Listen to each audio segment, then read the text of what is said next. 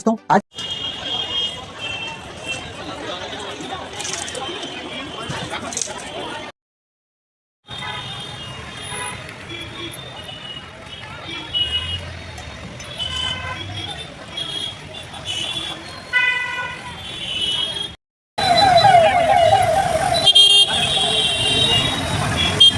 दोस्तों आज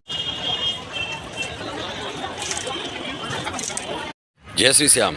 पहला सुख निरोगी काया, दूजा सुख धन माया। इसीलिए हमारे शास्त्रों में, हमारे पौराणिक ग्रंथों में स्वास्थ्य को सबसे ज़्यादा महत्व दिया गया है। और इसीलिए इस वीडियो में सबसे पहले जो वीडियो क्लिप जो है वो हॉस्पिटल की दिखाई कि कितना बुरा लगता है। मुझे भी नहीं अच्छा लगा हॉस्पिटल की क्लिप ऐड करने में, लेकिन धनतेरस आपको याद रहे, क्योंकि बहुत सारे लोगों के मन में ये रहता है कि धनतेरस धन की पूजा है या कुछ शॉपिंग करनी है, कुछ सामान लाना है। ऐसा नहीं है। धनतेरस में आपको भगवान धन्वंतरी, जो कि स्वयं विष्णु भगवान के अवतार हैं, उनकी पूजा करनी है और उनको ध्यान करना है। वो समुद्र मंथन के दौरान मैं बताऊंगा आगे कहानियों में। और भगवान धन्वंतरी का आपको ध्यान करना है और स्वास्थ्य पर अपने ध्यान देना है, जिससे कि स्वास्थ्य अच्छा रहे। क्योंकि धन, वैभव, प्रॉपर्टी, वेल्थ सब बेकार है, सब निरर्थक है अगर स्वास्थ्य में कुछ भी प्रॉब्लम आ जाए। तो स्वास्थ्य पर विशेष ध्यान दीजिए।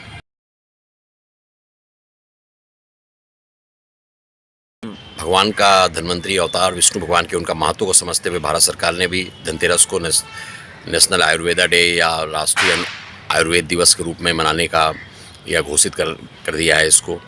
और आपको इसके विधि विधान में धनतेरस में पूजा के लिए आपको बस कुछ नहीं करना है। 16 दिए लाने हैं और 13 दिए कुबेर भगवान के लिए, एक दिया जो है वो धन्वंतरी भगवान के लिए, एक दिया यम भगवान के लिए दक्षिण दिशा में, और एक दिया आपको माता लक्ष्मी, जिनका जी आज जन्म पौराणिक कथाओं के अनुसार हुआ था, लक्ष्मी जी का, तो उनके नाम से जलाना है।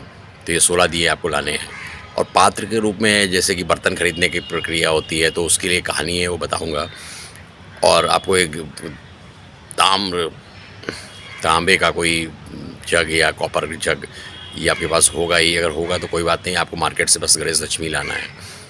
और लक्ष्मी जी से ये प्रार्थना करके लाइएगा कि अष्ट फॉर्म में आएँ, अष्टलक्ष्मी आएँ, अष्टलक्ष्मी के स्वरूप में आएँ। क्योंकि धन ही नहीं चाहिए, धन के साथ में धान्य भी चाहिए, धैर्य भी चाहिए, स्वास्थ्य भी चाहिए, संतान भी चाहिए। अष्टलक्ष्मी के रूप में माता विराजें और शुभ का संकेत देते हुए गणेश जी को भी साथ लाएं। ये तो हो गया इसका पूजा विधान। अब इसके कारण क्या हैं, तो इसमें सुनिए। पहला तो क्या है कि विष्णु पुराण और नारायण पुराण में एक कथा का वर्णन है कि पर्वत को मथानी बनाकर वासुकी सर्प को रस्सी बनाकर देवता और राक्षस समुद्र मंथन कर रहे थे। तो उससे एक ना एक करके चीज़ें निकल रही थीं। एरावत हाथी निकला, अपारजिता का वृक्ष निकला, कामधेनु निकली, कल्पवृक्ष निकला,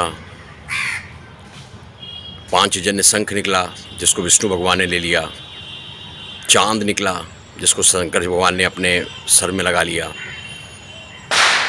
ऐसे ही एक एक करके चीज़ें निकल रही थीं। फिर माता लक्ष्मी प्रकट हुई, जो विष्णु भगवान के साथ गईं। और 13वें रूप में प्रकट होने वाले धन्वंतरी भगवान थे, जो विष्णु भगवान का अवतार थे। वो अमृत का कलश लेके, 14वां जो पदार्थ निकला वो कलश था, वो अमृत का कलश लेके 13वें में धन्वंतरी भगवान और 14वें में अमृत कलश निकला। और उसका पान उन्होंने सब देवताओं को कराया। और उसके बाद धन्वंतरी भगवान का, माता लक्ष्मी का इस तरह से समुद्र मंथन में जन्म हुआ धनतेरस के दिन, जो कि कार्तिक मास की कृष्ण पक्ष की त्रयोदशी थी। इसलिए धनतेरस को मनाने का रिवाज है कि इस दिन माता लक्ष्मी और धन्वंतरी भगवान अमृत का कलश लेके का उद्गम हुआ। ये तो हो गई एक पहलू। अब दूसरे पहलू में एक और कहानी है। उसमें कहते हैं यम की कहानी है। ये यम का एक दिया जलाना है। तो ये यम की कहानी है कि एक बार एक राजा हेम थे, उनका पुत्र हुआ तो उनके पुत्र को उन्होंने जो है जन्म कुंडली उसकी दिखवाई, और जब जन्म कुंडली दिखवाई तो उसमें ज्योतिषों ने बताया कि इसकी कुंडली में स्त्री इसके आसपास नहीं होनी चाहिए, अगर इसका विवाह हुआ तो इसकी अकाल मृत्यु हो जाएगी 2-3 दिन में। अब राजा बड़े परेशान, उन्होंने अपने पुत्र को जैसे ही वो जवान हुआ उसको ऐसी जगह भेज दिया जहाँ स्त्री की परछाई भी ना पड़े। अब जो स्त्री की परछाई भी ना पड़े ऐसे स्थान में भेज दिया। अब राजा निश्चिंत थे, लेकिन होते वही जो राम रचि रखा, कहीं से कोई सुंदरी उसको मिल गई और उसने गंधर्व विचार रचा लिया। राजकुमार ने, राजा के पुत्र ने गंधर्व विवाह, एक्चुअली इसमें माता पिता की अनुमति की आवश्यकता नहीं होती। 8 तरह के विवाह होते हैं हिंदू पौराणिक ग्रंथों के अनुसार, गंधर्व विवाह, यक्ष विवाह, इस तरह से। उसका वीडियो कभी और बनाएंगे। तो 8 विवाह हिंदू पौराणिक ग्रंथों में मान्य हैं। तो उसने गंधर्व विवाह कर लिया। अब गंधर्व विवाह करने के 4 दिन बाद ही वो एक्सपायर हो गया, उसको मृत्यु हो गई। अब उसकी पत्नी बहुत दुखी और यमराज के पास पहुंच गई। उसके दुख विलाप को देखकर, उसकी तपस्या को देखकर, उसके सतीत्व को देखकर यमराज ने उसको वरदान दे दिया। यमराज ने वरदान दिया कि जो भी कार्तिक मास की त्योदशी में, कृष्ण पक्ष की दक्षिण दिशा में मेरे नाम का दिया जलाएगा, उसको उसकी कभी भी अकाल मृत्यु नहीं होगी। और हेम राजा के पुत्र को उन्होंने जीवित कर दिया, वो अपनी पत्नी के साथ चला गया। तो ये इसलिए यम का दिया एक जलता है। फिर एक और कहानी है, पौराणिक कथाओं की कोई कमी नहीं है। उसमें आज के दिन क्या था कि एक राजा बाली थे, आपने सुना होगा रामायण में, सुग्रीव, बाली, हनुमान जी। तो राजा बाली जो थे वो उनके उत्पात से बहुत ही ज़्यादा सारे देवता परेशान थे। उन्होंने पूरा देवताओं के सब धन संपदा सब लूट ली थी। अब सब धन संपदा उनकी लूट ली तो वो क्या करें, वो परेशान होकर जो है विष्णु भगवान के पास गए, नारायण के पास, कि बाली ने हमारी सब धन संपदा लूट ली है, हमारे पास धन ही नहीं बचा है। और जब धन नहीं बचा है तो हमारा तो देवता लोक ही बेकार हो गया, वैभव ही ख़त्म हो गया, सब बाली का है जो कि राक्षस कुल का है। अब जो है वो भगवान विष्णु भगवान ने वामन का अवतार लिया। वामन अवतार को देखिए आप इधर। तो विष्णु भगवान ने वामन का अवतार लिया और बाली के पास पहुँचे और बाली से दान मांगा वामन अवतार ने।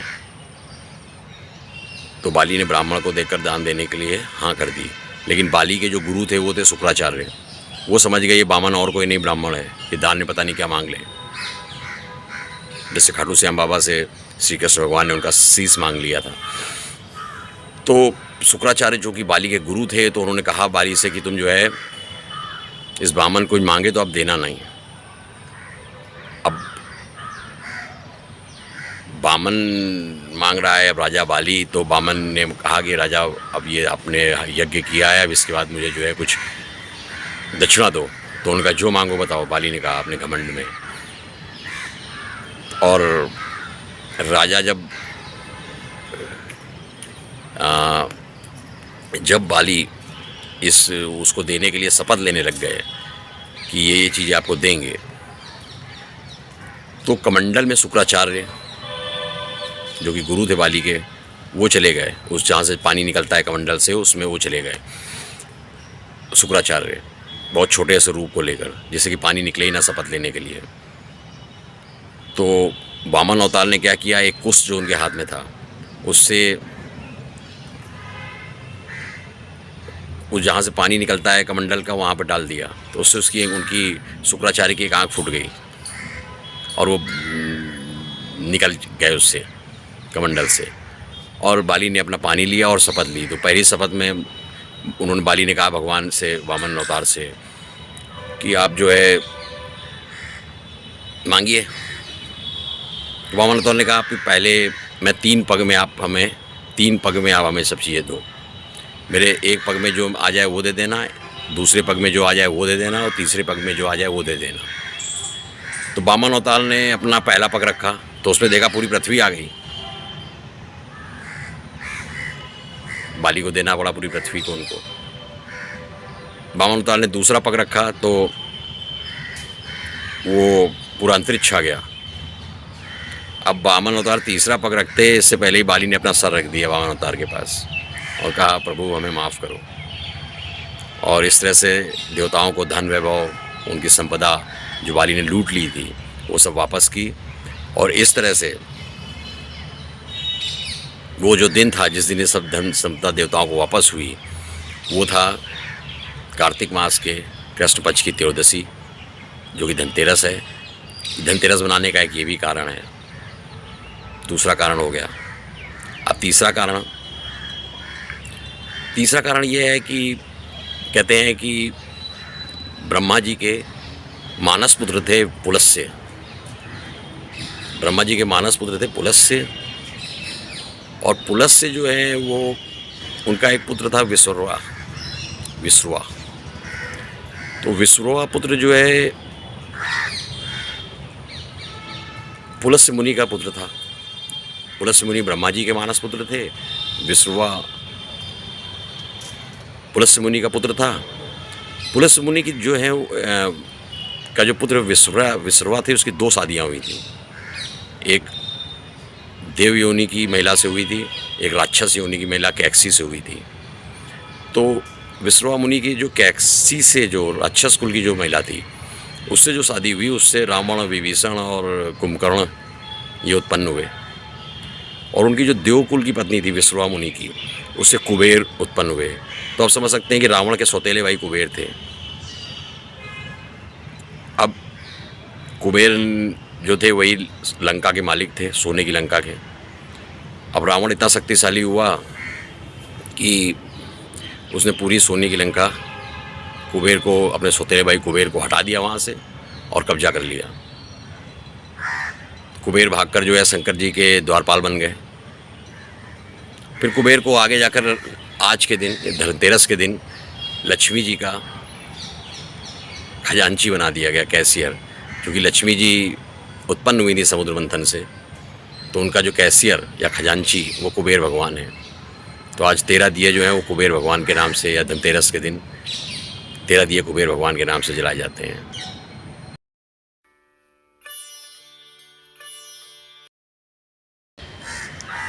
कुबेर भगवान, धन्वंतरी भगवान, माता लक्ष्मी और यम से जुड़ी आपने 3 कथाएं सुनी। यही जो है वो कारण है धनतेरस का। और प्रमुख रूप में, सबसे प्रमुख रूप जो है आज जो सबसे ज़्यादा इम्पोर्टेंस है वो धन्वंतरी भगवान की है। जो आज इस समय का जो हमारे पास जो चैलेंज है वो धन्वंतरी की उपासना पर बहुत ज़्यादा महत्व दीजिए। अब एक आज के युग की एक कथा है, इसी में जो जैन कम्युनिटी के जो लोग हैं, जैन धर्म से जुड़े जो लोग हैं, उनके लिए जानने की ज़रूरत है कि आज के दिन ही धनतेरस में वहाँ पर जैन धर्म में इसको ध्यान तेरस भी कहते हैं कि महावीर स्वामी धनतेरस के दिन, जिसको हम लोग ध्यान, वो जैन धर्म में उसको ध्यान तेरस कहा जाता है, उस दिन योग निधि में चले गए थे। और 3 दिन योग निधि में रहने के बाद दिवाली के दिन उनको निर्वाण मिला था। तो इस तरह से ये हो गई जैन धर्म की बात, महावीर स्वामी की बात। तो बहुत महत्वपूर्ण दिवस है, इसमें स्वास्थ्य का ध्यान दीजिए, शॉपिंग कीजिए, शॉपिंग में साथ साथ मास्क लगाइए और धनतेरस को अच्छी तरह से सेलिब्रेट कीजिए। 13 दिए कुबेर के, 1 दिया यम का, 1 दिया माता लक्ष्मी का और 1 दिया धन्वंतरी का जला दीजिए। गणेश लक्ष्मी जी की तो आप मूर्ति लाएंगे धनतेरस में, क्योंकि उसी दिन लक्ष्मी जी का जन्म दिवस भी है। साथ में कुबेर की मिल जाए तो वो भी ले लीजिएगा। अब धन्वंतरी भगवान की मूर्तियाँ, मतलब बहुत सारी मूर्तियाँ भी घर में रखने से कोई फ़ायदा नहीं, घर तो पूरा म्यूजियम बन जाएगा। क्योंकि 33 करोड़ देवी देवता है, किसको ला के रखेंगे?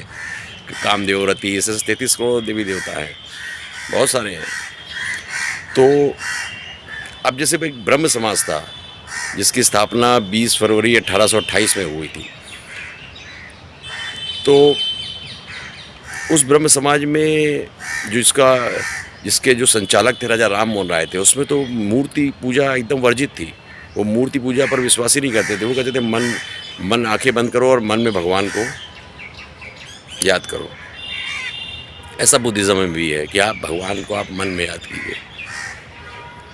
तो बहुत सारे तो धन्वंतरी जी को आप जो है वो मन में स्मरण कीजिए उनका, कि आपको आरोग्य दें। उनके मंत्र को सुनिए धनतेरस के दिन। और ओम धन्वंतरे नमः एक छोटा सा मंत्र है, उसको कभी कोई पाठ कर सकते हैं। और माता लक्ष्मी का जन्म दिवस भी धनतेरस के दिन ही है। तो जैसा कि आपने समुद्र मंथन की कहानी से सुना, तो धूमधाम से धनतेरस को सेलिब्रेट कीजिए। फिर मैं दोहराऊंगा, दिल्ली के देखिए स्कूल बंद हो गए हैं पॉल्यूशन के कारण, तो ज़रा क्रैकर्स के अलावा भी खुशियाँ हैं कि बजा कर ही खुशियाँ तो ना आती हैं पटाखे। एनीवे, आनंद है, आनंद लीजिए। जय श्री श्याम।